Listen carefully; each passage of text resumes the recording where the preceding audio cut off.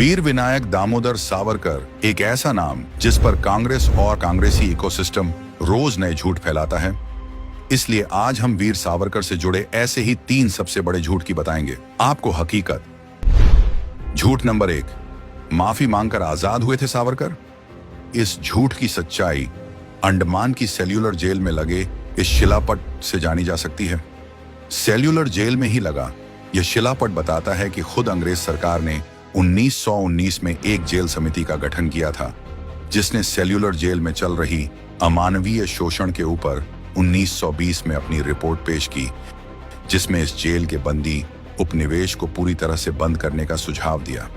इसी समिति के इस सुझाव के बाद 11 मार्च 1921 को सर विलियम विंसर्ट ने सेल्यूलर जेल बंद करने की घोषणा की, जिसके बाद सेल्यूलर जेल में बंद कैदियों को एक एक करके छोड़ने का कार्य शुरू हुआ। लेकिन अंग्रेज सरकार इसके बाद भी सावरकर को छोड़ना नहीं चाहती थी। इसी कारण सेल्यूलर जेल बंद होने के बावजूद 2 मई 1921 को विनायक सावरकर अंडमान से रत्नागिरी जेल और उनके भाई गणेश सावरकर अंडमान से बीजापुर जेल शिफ्ट किया गया। इसके बाद वीर सावरकर रत्नागिरी जेल में करीब 3 साल 1924 तक बंद रहे। इसके बाद रत्नागिरी जिले में ही अगले 13 सालों तक अंग्रेजों ने उन्हें नजरबंद रखा। सावरकर अपने जीवन के 27 साल जेल और नजरबंदी में रहे।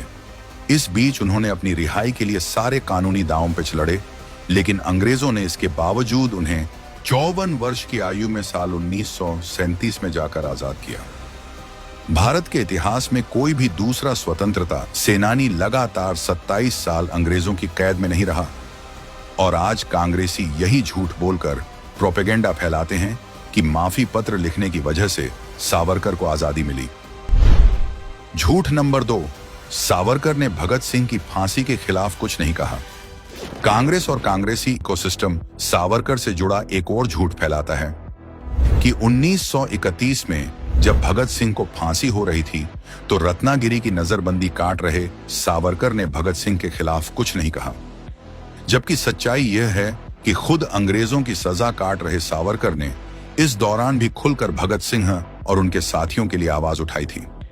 सावरकर ने भगत सिंह और राजगुरु के बलिदान के लिए एक मराठी में कविता लिखी थी, जो उस समय महाराष्ट्र में प्रभात फेरियों में गाई जाती थी।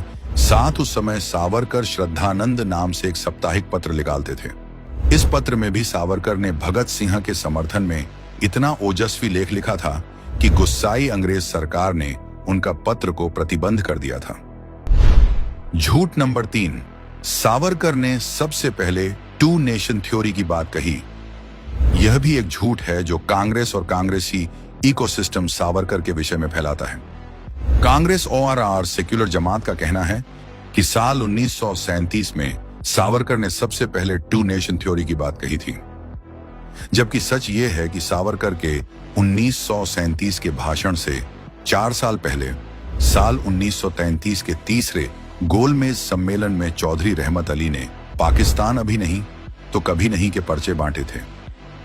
यानी वीर सावरकर की स्पीच से 4 साल पहले ही न सिर्फ 2 नेशन थ्योरी बल्कि पाकिस्तान शब्द इजाद हो चुका था।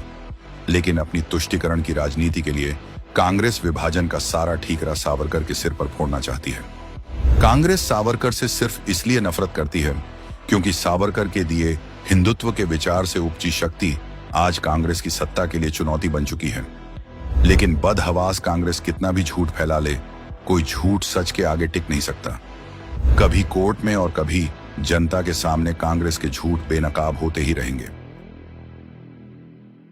नाम बदला है, नियत नहीं। महाठग बंधन की जरूरत नहीं। आज ही लें संकल्प।